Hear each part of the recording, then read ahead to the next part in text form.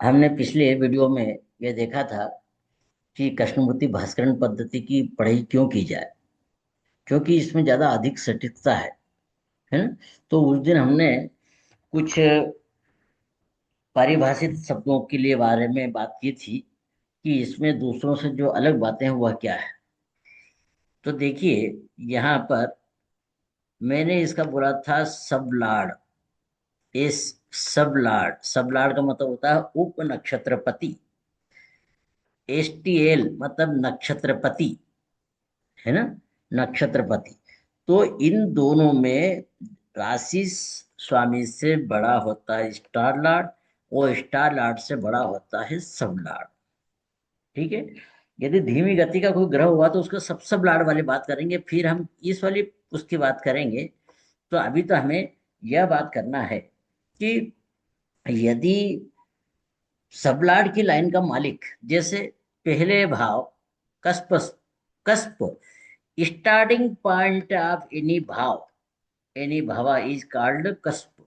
मतलब ये 25 degree 53 second और 16, ये 25 डिग्री 53 मिनट और 16 सेकंड पर, मतलब अंश कला विकला, इस पर यह भाव स्टार्ट हो रहा है। मतलब स्टार्ट हो रहा मतलब कस्पल पॉइंट यह हो गया 25 कला, ये 25 डिग्री 53 कला और 16 विकला, यह हो गया इसका ये।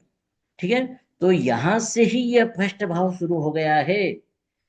तो हम सबसे पहले इसका उप नक्षत्रपति लेंगे। उप नक्षत्रपति, ये सबलाड़ की लाइन में जो उप नक्षत्रपति रहेगा वह इस भाव का मालिक होगा। वह इस भाव से संबंधित जो भी बातें हैं, नेम एंड फेम है या स्वास्थ्य की बातें हैं या एक आदमी कैसा दिखता है, ये सब बातों को इंडिकेट करेगा, उसके लिए रिस्पॉन्सिबल रहेगा। या फिर हम ऐसा बोल सकते हैं कि यह लग्न का या पहले भाव का मालिक रहेगा। मालिक मतलब केतु रहेगा। सबलाट इसका केतु है। केतु ही जवाबदार रहेगा कि जातक किस प्रकार का होगा, कैसी उसकी हाइट हेल्थ होगी, कैसा दिखाई देगा, या उसकी सोच विचार कैसी होगी। वैसे ही दूसरे भाव का राहु है। तो राहु बताएगा कि उसकी धन संपत्ति, दूसरा भाव जो है संचित धन करता, धन संपत्ति, उसका कुटुंब, उसकी वाणी किस प्रकार की होगी। तो राहु राहु ही दूसरे भाव से संबंधित सभी बातों की जानकारी देगा। तीसरे भाव की यदि बात करते हैं तो तीसरा भाव जो है उसकी हिम्मत को बताएगा, उसकी राइटिंग स्केल को बताएगा कि वह कैसा लिखता है। ठीक है ना, उसकी रुचि किस प्रकार की है। चौथा भाव फिर वही उसकी माता से संबंध बताएगा, जनता से संबंध बताएगा, प्रॉपर्टी से संबंधित बात करेगा। ये चौथे भाव का स्वामी शनि बताएगा। पांचवें भाव का स्वामी फिर राहु आ गया। तो इस राहु में, ये राहु और ये राहु में आप समानता न जोड़ें, क्योंकि उसके पास में, दूसरे भाव के पास में था, राहु धन को बता रहा है। यहाँ पांचवें भाव से संबंधित वह पूजन पाठ, कमीशन, शेयर मार्केट या फिर कंसल्टेंसी, इनकी बात करेगा, मनोरंजन की बात करेगा, प्रथम संतान की बात करेगा। तो दोनों राहु में अंतर है। हाँ, ये बात जरूर है कि उसकी जो आगे की स्टेप कई बार मैच करेगी, और करना भी चाहिए। परंतु यहाँ पर यदि हम गणना करेंगे तो पंचम भाव से गणना करेंगे, और उसकी गणना करेंगे दूसरे भाव से गणना करेंगे। इसी प्रकार से जैसे सातवें भाव का मरकरी, मतलब इस जातक के शादी का या फिर पार्टनरशिप का, इसकी पत्नी का, इनका व्यवहार, ये सब बुध बताएगा, मरकरी बताएगा। इसकी शादी के लिए जवाबदार मरकरी होगा। वैसे आप देखिए, 11वें भाव का जो प्राप्ति वाले भाव का गुरु है, तो गुरु यहाँ के जवाबदार रहेगा। नवम भाव का ये हायर एजुकेशन, विदेश यात्रा, इसके लिए पिताजी, इसके लिए शुक्र जवाबदार रहेगा। विदेश यात्रा के बाद मरकरी जवाब देगा। तो ये मरकरी अलग हो गया, ये वाला मरकरी अलग हो गया। तो इस प्रकार से आपको ये ध्यान रखना है। तो ये हो गए सबलाड की बात।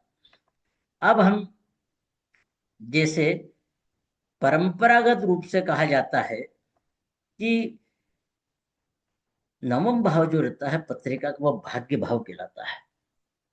परंतु कृष्णमूर्ति भास्करण पद्धति में हम कुंडली के सभी भावों को भाग्य का भाव कहते हैं। सभी भाव कैसे, कि यदि कोई व्यक्ति बहुत बीमार रहता है तो लोग क्या बोलेंगे, अरे यह व्यक्ति बहुत बीमार रहता है, शायद भगवान ने इसके भाग्य में बीमारी बहुत लिखी है। तो बीमारी का भाव कौन सा है? छठा भाव। ये छठा भाव। तो यह भाव जो है, ये छठा भाव, ये छठा भाव उसका भाग्य का भाव बन गया। जब भी बीमारी की बात करेगा तो वो छठे भाव को भाग्य का भाव मान के करेंगे कि भाग्य में बीमारी कितनी है, यह छठा भाव बताएगा। यदि कभी बोलते हैं अरे उसके भाग्य में धन बहुत है, शायद भगवान ने धन बहुत लिखा है, तो ये दूसरा भाव, दूसरा भाव, ये यहाँ का दूसरा भाव, मतलब यह उसके भाग्य का भाव बन जाएगा। तो हम क्या बोलेंगे कि सभी भाव जो भाग्य के भाव होंगे, विदेश यात्रा की बात करेंगे, खर्चे की बात करेंगे, इन्वेस्टमेंट की बात करेंगे, तो अस्पताल की बात करेंगे, जेल की बात करेंगे, तो 12वां भाव की बात होगी। 12वां भाव यदि उसके भाग्य में अस्पताल या कारावास बता रहा है, जेल योग बता रहा है, तो वो 12वें भाव की बात करेंगे, है ना। एक्सीडेंट की बात कर रही है, बेइज्जती की बात कर रही है, तो ससुराल की बात कर रहे हैं, तो यह बताएगा। यह मतलब हमने भी बताया कि जो अष्टम भाव का जो सबलाड रहेगा वह पावरफुल रहेगा। अब संयोग से ये भी राहु है, ये भी राहु है, परंतु आपको इस राहु की बात करना है, ये वाले राहु के अष्टम भाव के उप नक्षत्रपति सबलाड की बात करना है। तो यह हो गया हमारा भाग्य का भाव। अब हम इस पे चर्चा करते हैं कि जातक, हमें एक दूसरा भाव ले लिया हमने, दूसरा वाला भाव, कि अब इसके भाग्य में धन कितना है। तो धन कितना है, मतलब हम ये वाला भाग्य की भाव देखिए या इसको पोटेंशियल बोलिए कि धन भाव की पोटेंशियल क्या है। तो देखिए दूसरे भाव की बात करते हैं हम।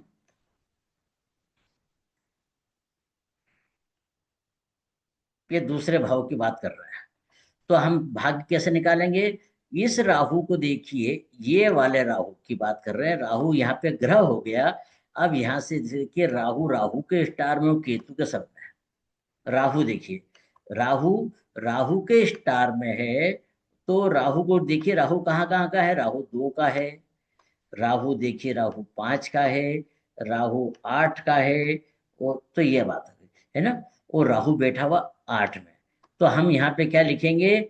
यहाँ पे राहु के भाव लिखेंगे 2, 5 और 8। 2, 5, 8। ठीक है, 2, 5, 8 बोलेंगे हम यहाँ पे। अब किसके सब में है? केतु के सब में है। तो केतु का आगे, इसके आगे हम आगे थोड़ा डैश लेके लिखेंगे। केतु कहाँ का? 1 का है, 3 का है, 6 का है, बस। तो कहाँ का? 1, 1, 3, 6, ये का 6 का है। और बैठा हुआ कहाँ पे है? सिर्फ राहु और केतु के मैटर में देखेंगे कि वह बैठा हुआ कहाँ पर है। तो राहु केतु दूसरे भाव में बैठा हुआ है, तो यहाँ पे 2 लिख दिया। एक चीज विशेष ध्यान रखें कि जब भी हम कृष्ण मूर्ति पद्धति पे काम करेंगे, तब यह भाव चलित कुंडली को लेंगे, हम इस लग्न कुंडली को नहीं लेंगे। लग्न कुंडली को नहीं लेंगे, हम भाव चलित कुंडली को देखेंगे। इसमें जो ग्रह जहाँ बैठेगा उसकी बात करेंगे। जैसे यहाँ पे चंद्रमा लग्न में बैठा हुआ है, परंतु यहाँ पे जाके 12वें भाव में चलेगा, तो हम 12वें भाव को प्राथमिकता देंगे। ठीक है ना। ऐसा। अब जैसे यहाँ पे शनि मंगल शुक्र, ये शनि मंगल सूर्य, ये पंचम भाव में बैठे हैं, परंतु यहाँ पे जाकर के ये चौथे भाव में बैठ गए हैं, तो हम चौथे भाव को प्राथमिकता देंगे। ठीक है। परंतु राहु और केतु के मैटर में वह जन्म कुंडली में जहां बैठे हैं उस भाव को भी लेंगे, और चलित कुंडली या भाव चलित में भाव चार्ट में जहां बैठेगा उसको भी लेंगे। तो हमारा अभी क्या कंडीशन आई है? 2, 5, 8, 1, 3, 6, 9। तो ये 2, 5, 8 जो है, यह इन्वॉल्वमेंट दिखा रहा है। देखिए यह स्टार लॉर्ड के द्वारा था,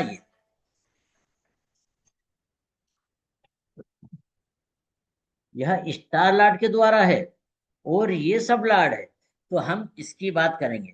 अब यहां से इसके, ये स्टार लॉर्ड इन्वॉल्वमेंट दिखा रहा, मतलब धन की इन्वॉल्वमेंट क्या है यह बता रहा है। इस इन्वॉल्वमेंट को डिसाइड करेगा ये सब लॉर्ड के भाव, ये सब लॉर्ड के भाव इन्वॉल्वमेंट डिसाइड करेंगे।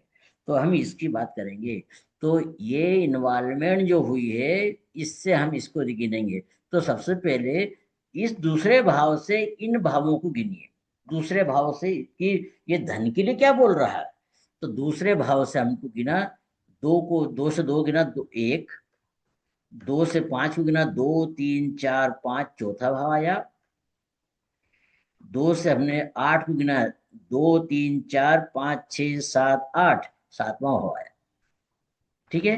तो नियम क्या है, यदि भाव से भाव गिनने पर, भाव मतलब इस दूसरे भाव से गिनने पर ये भाव, दूसरे भाव से गिनने पर ये भाव क्या कहलाते हैं, तो हम इसकी बात करेंगे दूसरे भाव से गिनने पे। तो यहाँ पे क्या नियम है, भाव से भाव गिनने पे एक, तीन, पांच, सात, नौ और 11वें भाव यदि आते हैं तो यह इन्वॉल्वमेंट पॉजिटिव होगी, पॉजिटिव होगी। ठीक है, पॉजिटिव, ये पॉजिटिव। ठीक है। तो यहाँ पे क्या हो गया, आगे दूसरा नियम, यदि चार आठ बारह आता है तो यह नेगेटिव होगा, यह इन्वॉल्वमेंट नेगेटिव बोली जाएगी। और यदि दो छः दस आता है तो इसे हम न्यूट्रल बोलेंगे, न्यूट्रल रहेगा, इसका जवाब न्यूट्रल रहेगा।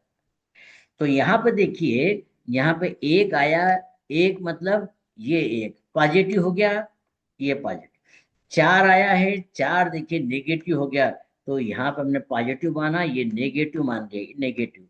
और ये फिर सात आया है, सात देखिए, सात यहाँ पे लिखा हुआ है, इसका मतलब यह पॉजिटिव हो गया है।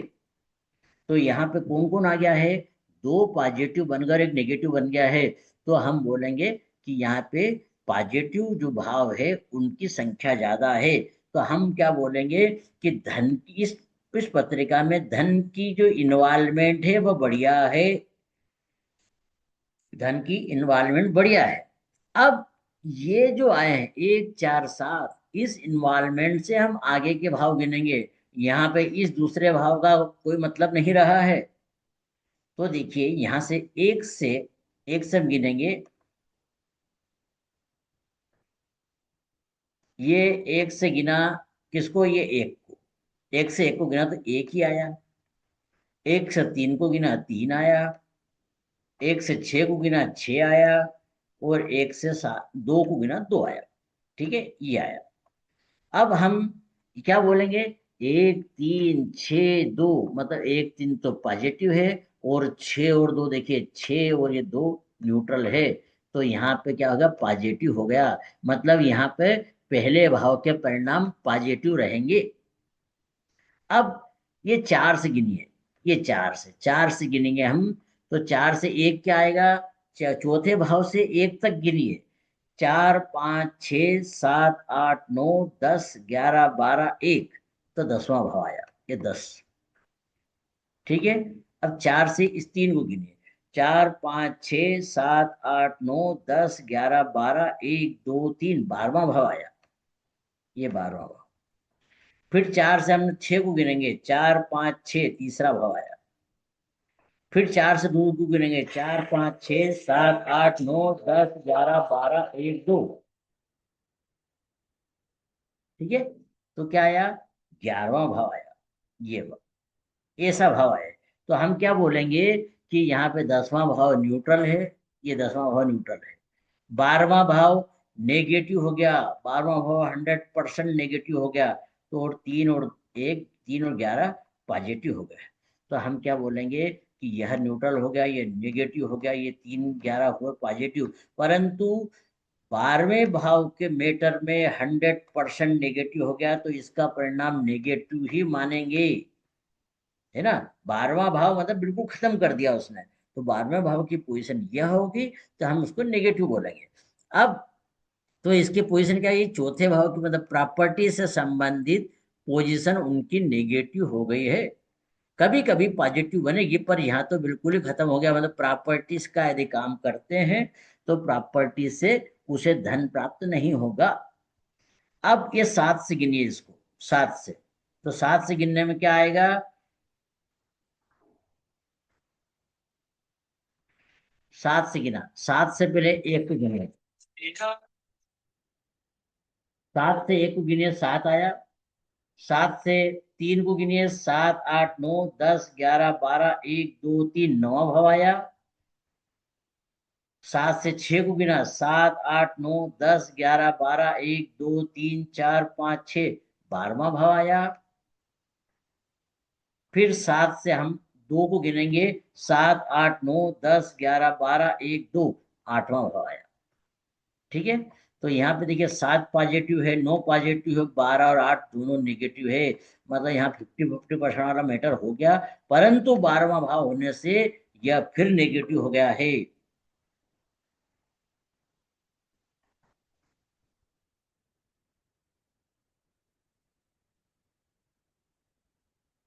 ठीक है ना, ये बात। तो ये ऐसी पोजीशन आ गई। तो इसे हम क्या बोलेंगे, इस जातक का टोटल भाग्य भाग्य क्या बोलेंगे कि साहब उसके भाग्य में धन की पोजीशन कंडीशनल बढ़िया रहेगी, है ना। ये देखिए यहाँ पे 7वां भाव आया है, तीसरा भाव आया, ये यहाँ पे पॉजिटिव हो गए, ये यहाँ पे 3 और 11 पॉजिटिव हो गए, यहाँ पे 7 और 9 पॉजिटिव हो गए, थोड़ा 12वां भाव जरूर आया है, परंतु हमें बोलेंगे कि यह स्थिति उसकी पॉजिटिव हो गई है।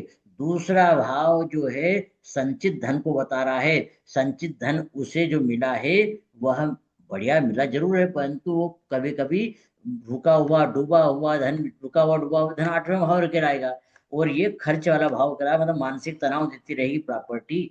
धन की कंडीशन उसे मानसिक तनाव देती रहेगी। तो इस प्रकार से हम हर चीज को निकाल सकते हैं।